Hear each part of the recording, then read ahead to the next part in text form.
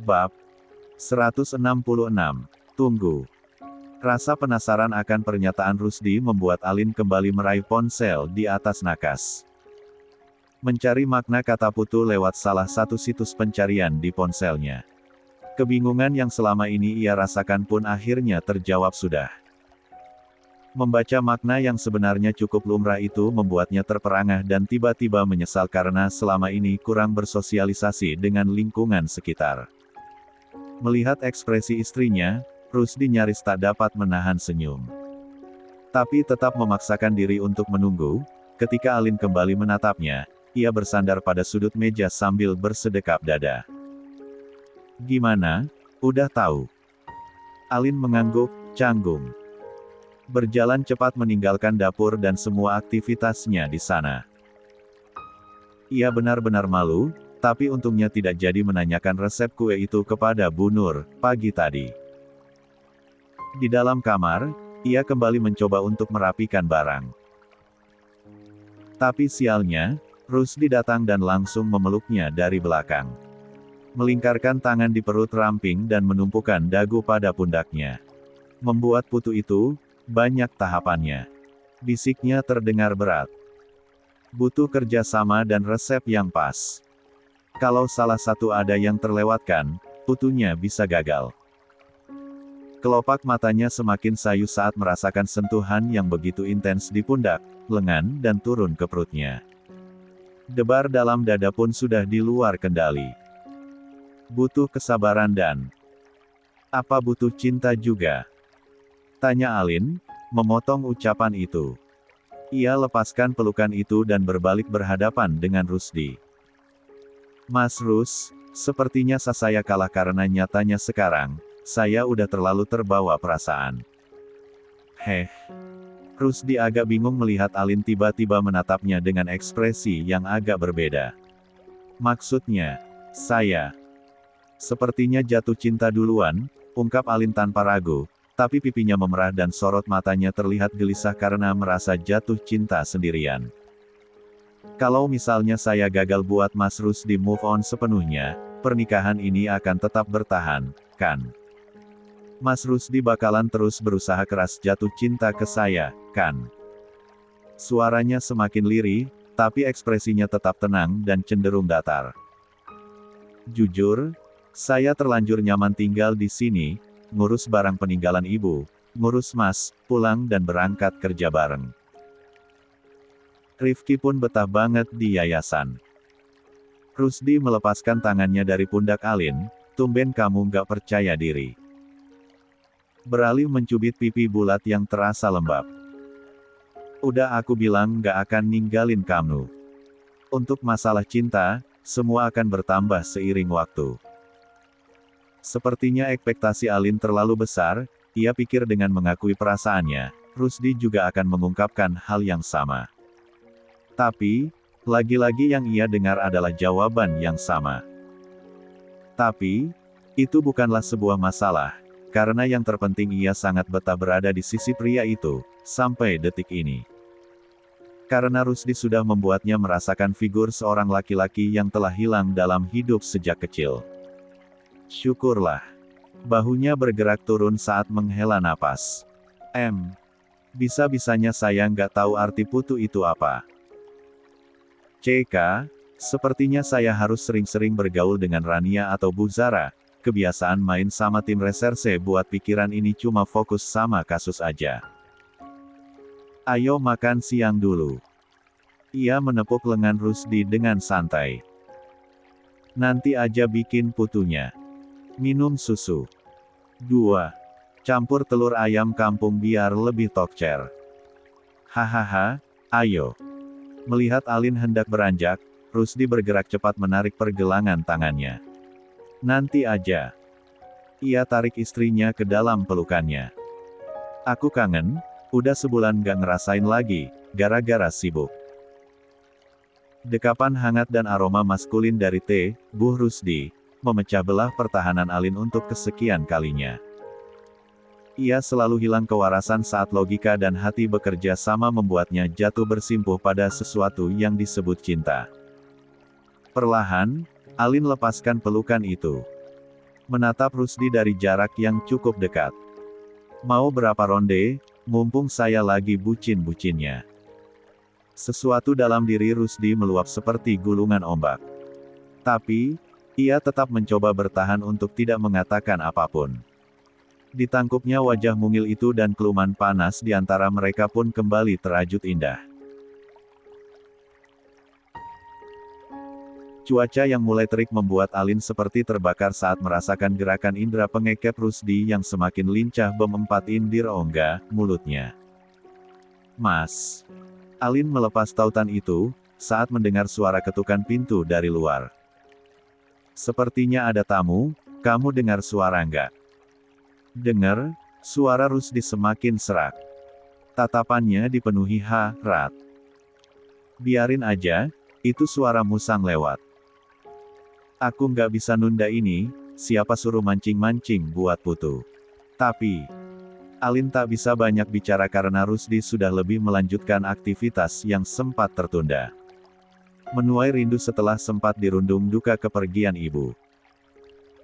Di balik pintu, seorang pria beberapa kali mengetuk tapi tak ada sahutan dari dalam. Akhirnya ia putuskan untuk duduk di kursi kayu jati di teras dan meletakkan barang bawaannya di atas meja. Ini, Rusdi ada di dalam atau lagi pergi sih? Lah kembali mencoba untuk menelpon. Lah, nggak aktif. Katanya mau makan siang bareng, jangan-jangan dia dan Alin sudah pergi duluan. Ponsel di tangan kembali dimasukkan ke saku jaket. Nasib, konco mesra wes sold out. Mending tidur dululah. Lah rebahkan tubuhnya di atas kursi jati panjang itu. Niatnya cuma rebahan, tapi akhirnya tertidur pulas saat diterpa angin sepoi-sepoi. Siapa lagi kalau bukan Rizal? Ia baru saja pulang dinas malam, niat mau makan siang bersama tapi yang ngajak malah, ya begitulah. Pagi ini, genap sudah masa kerja Alin di kantor reserse tingkat resor. Sesuai dengan aturan, ia akan dipindah tugaskan oleh Arman selaku kepala kepolisian resor wilayah tersebut. Semua orang iri dan merasa takjub dengan keberuntungan Alin yang ternyata mendapatkan posisi yang cukup bagus di Bareskrim Pusat. Ini semua tak luput dari keterlibatannya menuntaskan kasus penyekapan di rumah sakit bulan lalu. Selamat ya, Alina.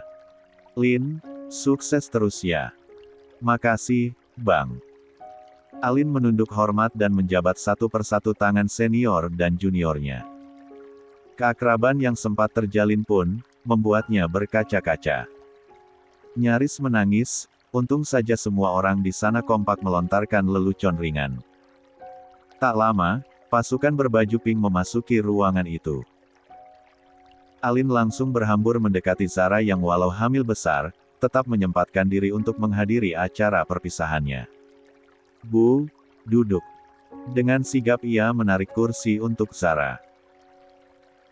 Makasih udah datang. Sebenarnya saya cuma mau 3 pamitan biasa, tapi komandan heboh banget mau ngadain acara begini. Ya wajah, Lin. Zara nampak sangat berhati-hati saat mendaratkan bokongnya di kursi. Jangan lupa, dia suamimu. Yang namanya laki-laki, kalau udah cinta pasti akan ngasih yang terbaik untuk istrinya. Alin hanya bisa tersenyum tipis tanpa menanggapi berlebihan. Sejak tadi pun, banyak yang mengatakan hal seperti itu, tapi kenyataannya ia hanyalah seorang istri yang berharap suatu saat bisa dicintai oleh suaminya. Rania nggak jadi ikut ke sini Bu. Dia juga ada acara di kantor Arkan. Sekalian perpisahan karena Arkan bakal pergi satgas lagi. Pandangan Zara tiba-tiba tertuju kepada suaminya. Nah itu Mas Arman dan Rusdi. Ayo duduk Lin, sepertinya acara udah mau dimulai. Iya, Bu. Meski bukan seorang bayangkari, Alin memilih untuk duduk di antara deretan baju pink itu. Memandangi suaminya yang sedang berjalan dengan gagah mendampingi Pak Kapolres. Pandangan Rusdi pun langsung tertuju kepada Alin, tapi tidak lama, karena ia harus segera naik ke atas panggung bersama Arman, Rizal dan jajaran kepolisian resor. Sebagai pembuka, Arman diminta untuk maju ke depan. Berdiri di belakang podium sambil memegang mic yang sudah di-setel oleh tim. Pandangannya menyapu setiap sudut ruangan yang dipenuhi dengan anggota reserse, satuan lain dan juga ibu-ibu Bayangkari. Selamat pagi semuanya, hari ini kita berkumpul di sini untuk mengantarkan saudari kita, Alina Zanita yang akan dipindah tugaskan. Alhamdulillah, Alin direkomendasikan untuk menempati salah satu posisi di Bareskrim Pusat. Riuh tepuk tangan kembali terdengar. Saya ucapkan selamat kepada Ibda Alina Zanita. Meski di Bareskrim Pusat nanti kamu seorang pemula tanpa gelar kepala, tetaplah bekerja dengan hati, tapi jangan lupa andalkan logika dalam mengambil keputusan, karena masuk ke sana adalah awal dari sebuah pencapaian besar. Ucapan sang atasan membuat Alin berdiri sebentar untuk memberikan hormat. Kemudian kembali duduk di kursinya. Arman pun kembali melanjutkan pidato, memberikan wejangan hingga akhirnya diakhiri dengan ucapan salam dan diiringi tepuk tangan. Ia menoleh kepada Rusdi yang sedang berdiri tegap di belakang sana.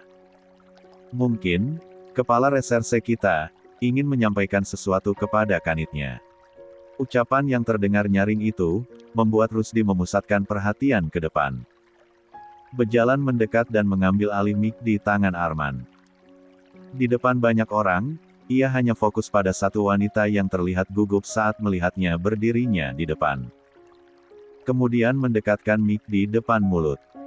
Assalamualaikum warahmatullahi wabarakatuh. Saya sebagai Kepala Reserse Kriminal, ingin mengucapkan terima kasih kepada Ibda Alina atas kerjasamanya selama beberapa bulan ini. Berlarilah lebih kencang lagi, karena seorang abdi harus terus melayani masyarakat. Tepuk tangan kembali terdengar. Begitulah juga dengan Alin yang langsung tersenyum dan berkaca-kaca mendengar penuturan atasannya. Rusdi sempat tertegun menatap Alin, sebelum akhirnya kembali mendekatkan mic di depan mulut.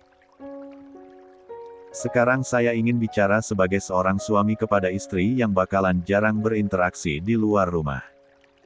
Situasi yang tadinya serius, berubah santai dan dipenuhi gelak tawa. Mendengar itu, Alin hanya diam dengan ekspresi bingung. 4. Untuk Bayangkari tanpa seragam pink di depan sana, Rusdi mengangkat sebelah tangannya. Halo Dek. Jangan nakal-nakal ya di tempat baru. Ucapan Rusdi benar-benar mengundang kehebohan semua orang. Zara yang sedang hamil saya, tak bisa menahan senyum sampai berdiri memberikan tepuk tangan. Tapi Alin malah berkaca-kaca. Melihat itu, ekspresi Rusdi pun berubah serius. Jantungnya pun berdebar-debar tak karuan, saat merasakan jika hatinya benar-benar sudah tertuju pada sosok luar biasa yang menemaninya dalam suka duka selama beberapa bulan ini. Matur nuwun ya, Dek. Saiki, nangisku wes ora mergo dilarani. Tapi mergo terharu, dicintai widodari setulus awakmu. Mas cinta kamu, Alina Zanita. Air mata Alina yang sejak tadi tertangkup di pelupuk mata, akhirnya luruh juga. Apalagi saat Zara membisikkan arti ucapan Rusdi yang mengucap bahwa, aku tidak lagi menangis karena disakiti, tapi karena terharu dicintai bidadari secantik kamu. Tangis yang sama juga membasahi pipi Rania yang sedang memandang suaminya di depan sana. Pria itu baru saja mengucapkan salam perpisahan karena terhitung besok, mereka akan kembali menjalani hubungan jarak jauh. Kejar cita-citamu, setelah itu kita lanjutkan mimpi kecil yang tertunda, ungkap Arkan sambil memegang erat kaos kaki bayi kecil yang dibeli Rania sebagai kode bahwa ia sangat ingin menjadi seorang ibu. Tapi, sebagai pria yang pernah bersumpah di depan kakak iparnya, Arkan tetap memegang teguh prinsip dan tanggung jawabnya. Malam ini tepat 40 hari kepergian Ibu Rusdi. Bu Nur datang membawa kue buatannya sendiri, ditemani seorang art. Tepat saat beliau sampai di halaman depan, Mbak Nia kakak Waldan juga datang. Tak mau kalah saing, Mbak Nia datang bersama asisten, membawa parsel besar untuk sahabat adiknya itu. Sekaligus pamer kepada semua orang bahwa sekarang ia sudah kembali berjaya. Ternyata ini rumah mertua Alin, ucapnya, angkuh. Biasa aja, ternyata. Tamunya juga ternyata dari kalangan OKB. Ia melirik ke arah Bu Nur. Weleh-weleh. Sudut bibir Bu Nur menungkik tajam. Aku nggak ngangka ternyata Rusdi bukan cuma ngudang manusia, tapi kaum demit juga. 5. Ibu ngomong apa tadi? Mbak Nia berjalan mendekat. Begitu congkak dengan tatapan dan ekspresi yang selalu sama dari tahun ke tahun. Bahkan semakin angkuh sejak usaha Waldan berkembang di Bandung. Memangnya, perempuan secantik saya ini kelihatan kayak demit. Loh, ada yang nyebut situ. Bu Nur kembali menatap ke depan. Cuma nyebut demitnya. Kalau ngerasa ya masalahmu, bukan saya. Tanpa memperpanjang perdebatan, beliau memilih masuk ke dalam. Sejak perpisahan antara Waldan dan Zara, hubungan dua keluarga itu sebenarnya baik-baik saja, masih sering silaturahmi dan ziarah ke makam mendiang orang tua Waldan. Tapi, tidak dengan Mbak Nia yang sampai sekarang masih berpikir negatif tentang Zara.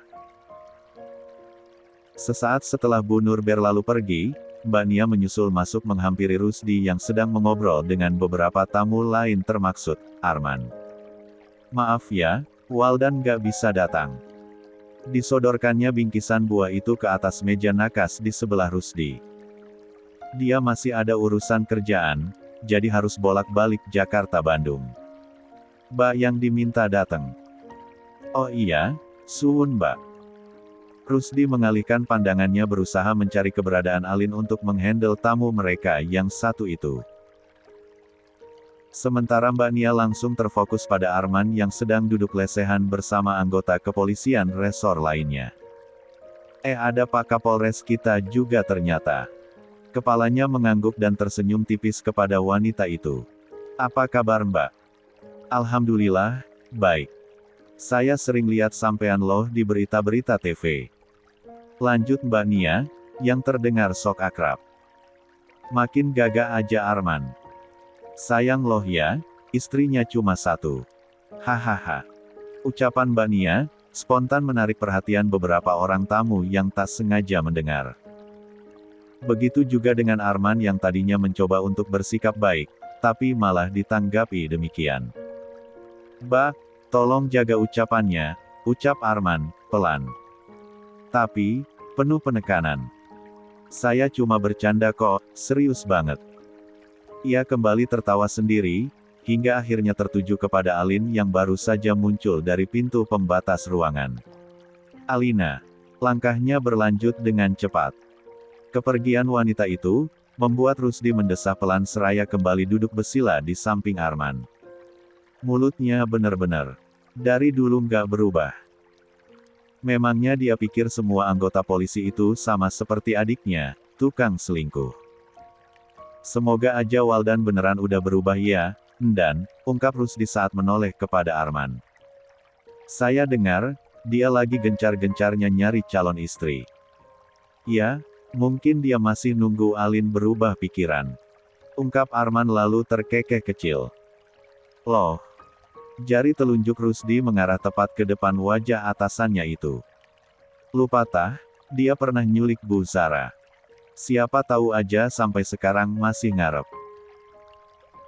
Hati-hati loh, mantan adalah maut. Tak pikir-pikir ternyata Waldan ini penakluk wanita-wanita cantik, sela Rizal sambil mengunyah makanan di rongga mulutnya.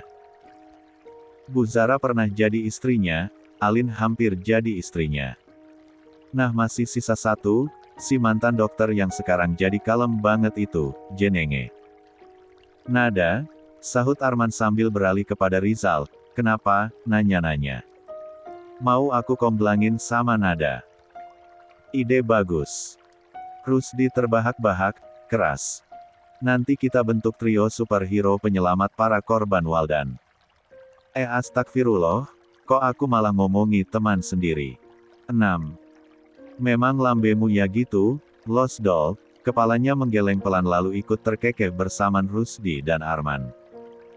Tentu, obrolan itu hanyalah sebatas candaan antara rekan dan atasan. Sementara di ruangan lain, Zara beberapa kali menguap saat mendengar Mbak Nia menceritakan semua keberhasilan Waldan dalam membangun usaha sejak keluar penjara. Meskipun kalian udah bukan suami istri lagi, kamu memang wajib banget support Waldan, ungkap Mbak Nia di hadapan Zara. Sekalian tolong bilang ke ibumu, jangan sombong-sombonglah jadi orang. Kita ini kan sebenarnya udah seperti saudara. Zara kembali mendengus pelan. Sambil mengusap perut, ia memperhatikan orang-orang sekeliling yang sedang membacakan doa untuk almarhumah Ibu Rusdi. Mungkin, jika tempat itu tidak ramai, ia sudah menimpali ucapan mantan kakak iparnya itu. Diperhatikannya perut Zara yang semakin membesar dan akhirnya kembali berdecak. Astaga, padahal an 4 kamu masih kecil, masih butuh kasih sayang, kok hamil lagi sih, Sa? Kali ini, Zara menatap tajam ke arah Mbak Nia. Bak, datang ke sini mau ikut tahlilan atau ngomentarin hidup orang lain sih? Dari tadi ngomongin keluarga Rusdi, keluarga saya, ibu, terus apa lagi, hah? Dulu ditanyain kenapa nggak hamil-hamil, sekarang ditanyain kenapa hamil lagi, lanjut Zara yang mulai terpancing. Padahal banyak hal lain yang bisa dibahas loh, Mbak. Kamu ini kok sensi banget sekarang. Lagi-lagi ia terkekeh sendiri sambil menepuk-nepuk paha Zara. Kalau lagi hamil itu yang sabar.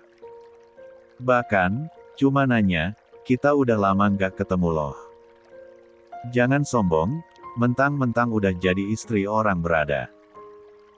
Astagfirullah. Sirkulasi pernapasan yang semakin sulit karena kehamilan, membuat Zara merasa kian sesak berhadapan dengan mantan iparnya yang selalu konsisten dengan sikapnya. Karena tak ingin terpancing, akhirnya ia memutuskan untuk berdiri. Saya mau ke belakang dulu. Udara di sini sesak banget. Ya sudah, silakan Sa. Mbak Nia berteriak spontan karena punggung tangannya diin-4K oleh Zara saat berjalan pergi. Dipandanginya wanita hamil itu, sambil mengumpat kesal dalam hati. Alin yang baru saja hendak keluar menghampiri, langsung dihadang oleh Zara dan dituntun masuk kembali ke dapur. Ada apa, Bu? Nggak usah disamperin. Bikin pusing. Yang hendak Alin sajikan kepada Mbak Nia pun, kembali ia letakkan ke atas meja. Jujur, ia sempat merasa kurang nyaman saat wanita itu mengomentari hunian mendiang mertuanya yang dianggap kuno dan dia juga berkata bahwa penghasil Rusdi nggak ada apa-apanya jika dibandingkan Waldan, sekarang. Selepas acara tahlilan itu selesai, dan para kerabat pulang, Alin menghampiri Rusdi yang sedang merapikan karpet di ruang tamu. Mas, dalam, Dek. Lah segera berdiri, menghampiri Alin yang sedang berdiri di ambang pintu pembatas. Rifki udah tidur di kamarnya Rafika. Atau dia mau tidur di kamar kita aja? Udah tidur di kamar Vika. Alin tiba-tiba bergelayut lalu melingkarkan kedua kakinya di pinggang Rusdi. Memeluk erat dan kembali membisikkan sesuatu. Gak usah buat rumah baru.